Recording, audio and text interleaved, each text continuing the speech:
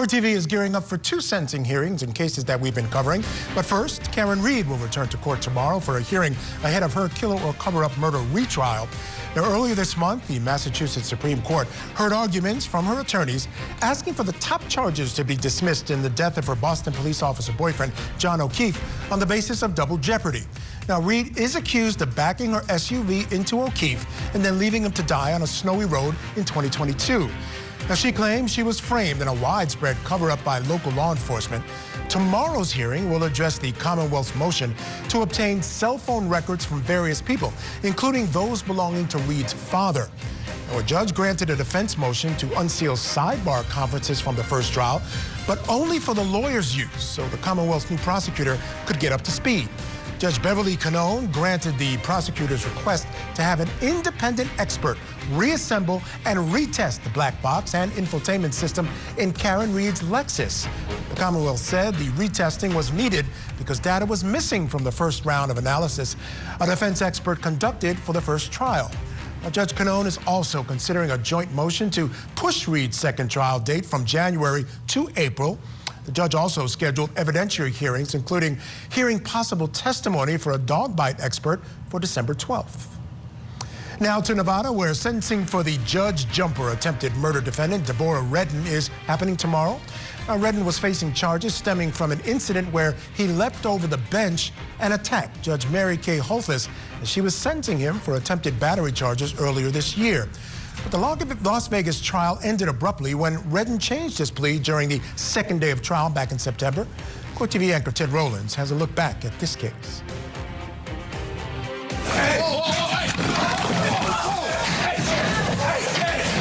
On January 3rd of this year, Deobra Redden leapt and tackled Judge Mary Kay Holthus. He was in court for sentencing for a probation violation connected to an attempted battery charge, which stemmed from allegations that he had attacked somebody with a baseball bat the year before. Moments before the courtroom attack, Redden asked to stay on probation instead of being sent to prison. Based on my criminal history, I feel that I shouldn't be sent to prison for a second time. Have you looked at your criminal history? Holthus did not like his criminal history. 3 felonies, gross, 9 misdemeanors, multiple DVs. I'm in a better place in my mind, my mental health. I have a support system. I just got hired as a teamster for the union. After stating his case for leniency, Holthus began to sentence him to prison. I think it's time that he gets a taste of something else because I just can't with that history. In accordance with the laws of the state of Nevada, this court...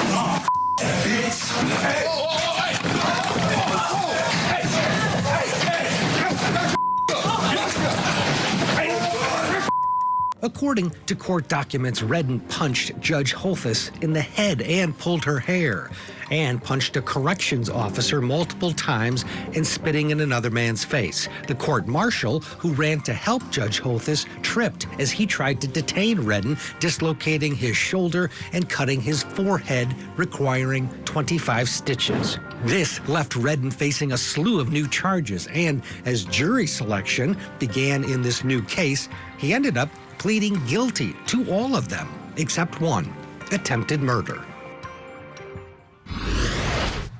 And in Florida, a mother is facing 25 years to life in prison at her sentencing hearing tomorrow for the buried-in-the-backyard murder of her husband.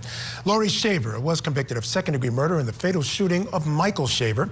A jury deliberated for just under 4 hours in September to determine the fate of Laurie Shaver.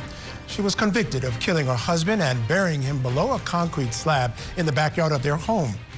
During her testimony, she told the court that in the moments leading up to the alleged shooting, she was being physically abused by Michael Shaver before she heard her ex-boyfriend, Jeremy Townsend, fire a shot.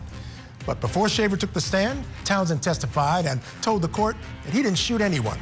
And to throw another wrench into the machine, Shaver's 14-year-old daughter, who was 7 years old at the time, took the stand and told the court that she pulled the trigger on the victim. Now, at the end of the 5-day trial, the jury found Laurie Shaver guilty of second-degree murder in the November 2015 shooting of Michael Shaver. Tomorrow, a judge will decide if she will spend the rest of her life in prison. Let's bring back in our guest. Joining us to discuss, criminal defense attorney, former prosecutor Marsha Minot, and former prosecutor and criminal defense, civil defense attorney Randolph Rice. Thank you again, guys, for being with me this evening. Marsha, I'll start with you, and I'll start with the Karen Reed case because I'm really interested to find out what is on the black box and the infotainment system. According to the testimony we heard at the hearing, only about a third of the information was available in the previous trial. I think if they get to 100% of that information, which according to the expert he thinks they can do at this point, this case might not even go to retrial. I think what might be on that black box might have all the answers everyone needs. It might lead to a plea deal in some sense.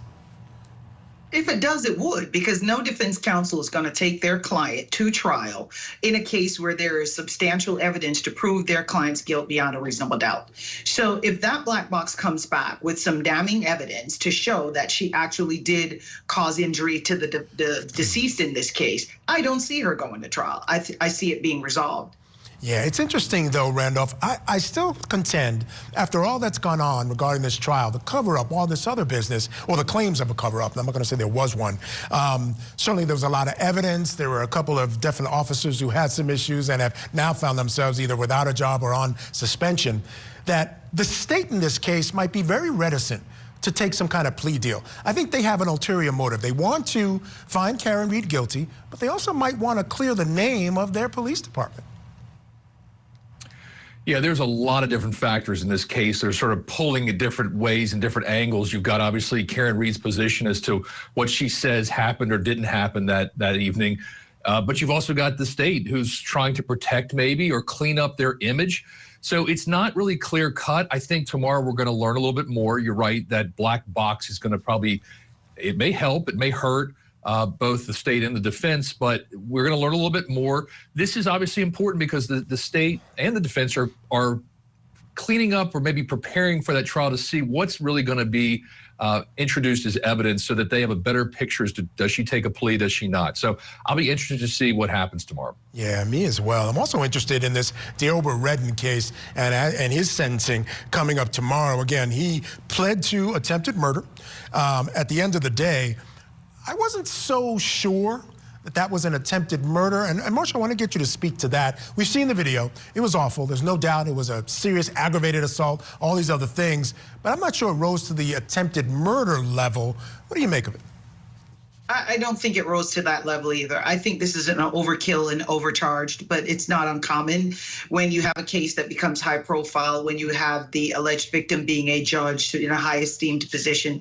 We have to be careful, though, that we're not treating victims differently depending on their position. So I would not have proceeded as a prosecutor in this case with an attempted murder. I don't think he had that intent. Based on his mental history, I would have tried the manslaughter or the aggravated assault. Yeah, I might have taken this one to trial too. Randolph Rice, your thoughts on that as well. Again, we know that there were mental health issues. Now, we've seen him in court after, even as his trial began. When he's medicated, he's normal. He doesn't commit these types of acts. It sort of comes down to this idea that he's unmedicated, and you can see the type of background he has in terms of a criminal history. What do you make of this one? Well, Michael, I think you and Marsha are both right. I think it was probably overcharged. I think it was probably an aggravated assault. But I also take note in when you listen to the judge, when she was talking about the sentence that she was going to give, and he was saying, I'm in a better place. I'm working for the union now. I'm emotionally better. And she says, you know, I just don't think that's right. I think we're going to do something different.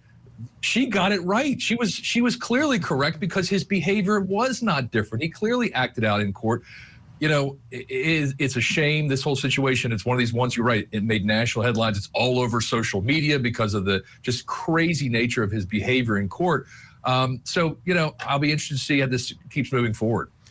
Quickly, I only have a couple of seconds left here, Marsha. You mentioned, you know, in terms of the position of the defendant, you don't want to make sort of decisions on that. But I think the victim matters. And I think that this happened in a courtroom and it happened to a judge. I think that matters, and it should matter in the charging decision. You don't agree?